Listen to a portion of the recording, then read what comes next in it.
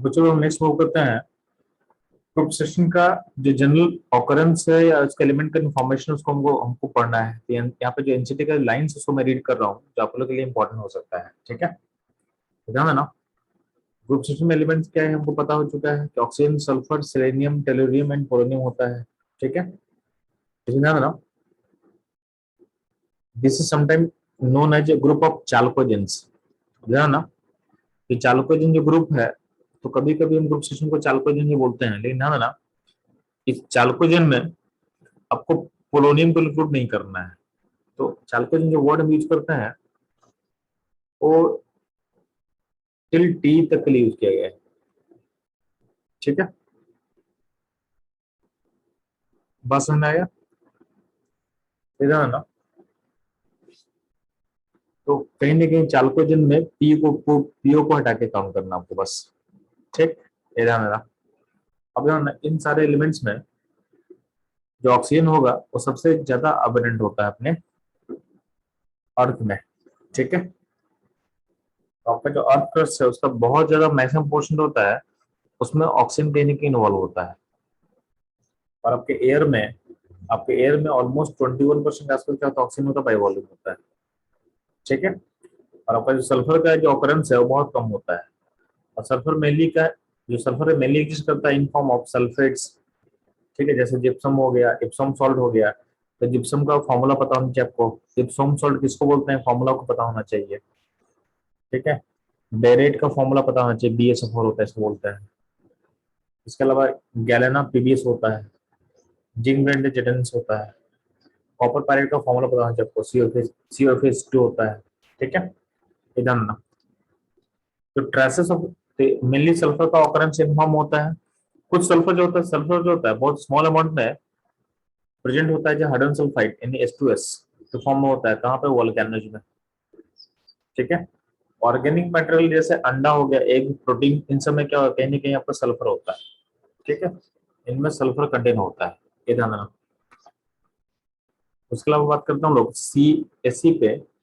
SCNT जो होता है एज ए मेटल सेनाइड की तरह ऑकर करता है। ठीक है, सल्फाइड के फॉर्म में भी ये आपको मिल जाएगा। जो पीओ होता है, पोलोनियम होता है, तो बेसिकली नेचर में ऑकर करता है जो decay product of thorium in uranium. तो यूरेनियम और थोरियम ये दोनों रेडियोएक्टिव मेटल होता है। इनका डीके करने के बाद, इनके डीके से आपका पीओ फॉर्म करता है। ठीक है, इनके डीके करने के बाद ये पीओ फॉर्म करेगा। बाकी ग्रुप सिस्टम का इलेक्ट्रॉनिक कॉन्फ़िगरेशन हम देख चुके हैं, एटॉमिक रेडियस हम लोग देख चुके हैं, आरएस एंथैल्पी के बारे में हम लोग पढ़ चुके हैं ऑलरेडी, इलेक्ट्रॉन की एंथैल्पी हम लोग ऑलरेडी कवर कर चुके हैं हम लोग। ठीक है, ये सारे इन्फॉर्मेशन ऑलरेडी कवर कर चुके हैं। तो नेक्स्ट यहाँ पे ना, यहाँ पर समय के एग्जांपल दिया हुआ है। एग्जांपल दिया क्या हुआ है, element of group system generally show lower value of first ionisation enthalpy compare to corresponding period of group 15। Why? तो पॉइंट है कि ग्रुप 15 ग्रुप सिस्टम में बोला गया है, जब हम आयनाइजेशन एंथैल्पी कंपेयर करेंगे ग्रुप 15 के एलिमेंट्स का विद ग्रुप सिस्टम, नाइट्रोजन हो गया यहाँ पे, तो यहाँ पे ऑक्सीजन होगा, तो ionisation enthalpy of nitrogen is greater than oxygen, phosphorus is greater than sulphur. ऐसा क्यों होता है? यानी ग्रुप 15 का जो आयनाइजेशन एंथैल्पी है वो अलोंग द पीरियड में सिस्टम से बड़ा क्यों हो जाता है? इसका रीजन समझोगे। नाइट्रोजन का तुम कॉन्फ़िगरेशन लिखोगे तो इसका कॉन्फ़िगरेशन क्या होता है, हीलियम 2s2p3। फास्फोरस का कॉन्फ़िगरेशन क्या होता है जी, नियम 3s2 3p3। जो ऑक्सीजन है उसका कॉन्फ़िगरेशन क्या होगा, हीलियम 2s2p4। और आपको सल्फर उसका वैल्यू क्या होता है, नियम 3s2 3p4। ठीक है, अब गौर करना कि कहीं ना कहीं जो ग्रुप 15 का जो कॉन्फ़िगरेशन है उसका आउटर मोस्ट कॉन्फ़िगरेशन में P3 होता है। क्या होता है, P3 होता है, P3। ग्रुप 15 का जो आउटर मोस्ट कॉन्फ़िगरेशन है उसमें P3 होता है, और P3 क्या होता है, हाफ फिट होता है। तो हम लोग पढ़ चुके हैं कि हाफ फील्ड जो सबसेल होता है ज्यादा स्टेबल होता है। इस हाफ फील्ड स्टेबिलिटी के कारण,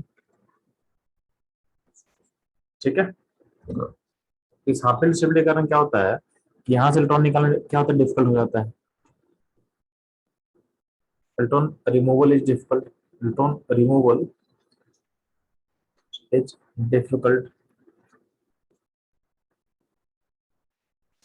इलेक्ट्रॉन निकालना डिफिकल्ट हो जाएगा तो क्या होगा, इनका जो आयनाइजेशन एंथैल्पी है तो क्या हो जाएगा, of group 15 is greater then group 16। इसका रीजन हो गया, वही चीज आपको यहाँ पे लिखा हुआ है एनसीईआरटी में, due to extra stability of, due to extra stability of, ठीक है,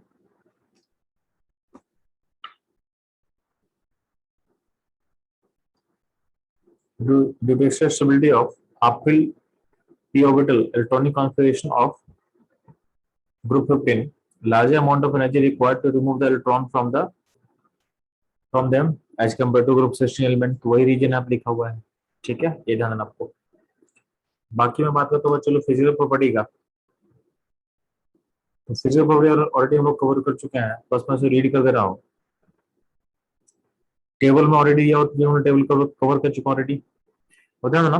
जो ग्रुप 16 होता है उसमें ऑक्सीजन सल्फर होता है non metal, selenium and tellurium होता है बच्चे लोग क्या होता है, ये होता है मेटलॉइड, और पोलोनियम होता है मेटल, इधर ना। प्लस जो पोलोनियम होता है क्या होता है, वो पोलोनियम होता है रेडियो एक्टिव, क्या होता है, रेडियो एक्टिव होता है, यानी इसका हाफ लाइफ बहुत छोटा होता है, इतना 13.8 डेज का होता है, ठीक है। जितना भी ग्रुप 16 एलिमेंट है वो सारा सारा एलोट्रॉपी शो करेगा, तो all these element show allotropy, यानी उनका अलग अलग फॉर्म एग्जिस्ट कर सकता है, ठीक है। The melting point and boiling point increases with increasing atomic number down in the group, ये हम लोग पढ़ चुके हैं। तो इनका मेल्टिंग पॉइंट बॉइलिंग पॉइंट क्या था, डाउन पे बढ़ता है, ठीक है। Large difference between melting point and boiling point of oxygen sulphur इसलिए होता है क्योंकि ऑक्सीजन क्या होता है, गैस होता है, ठीक है, O2 के फॉर्म एग्जिस्ट करता है, और सल्फर एग्जिस्ट करता है एज एसिड मॉलिक्यूल। तो अब सल्फर क्या होता है, सॉलिड स्टेट में रहेगा, और O2 गैस के फॉर्म में होता है, तो क्योंकि उनका एग्जिस्टेंस अलग अलग फॉर्म में होता है, यानी ऑक्सीजन एग्जिस्ट करता है डायटोमिक गैस के फॉर्म में, और सल्फर एग्जिस्ट करेगा एज एसिड मॉलिक्यूल के फॉर्म में। तो इनका जो बॉइलिंग पॉइंट या मेल्टिंग पॉइंट में क्या होता है, गैप ज्यादा बड़ा होता है, गैप क्या होता है, ज्यादा बड़ा होता है, ठीक है। तो ये रहेगा बच्चों all about physical property, all about physical property, ठीक है।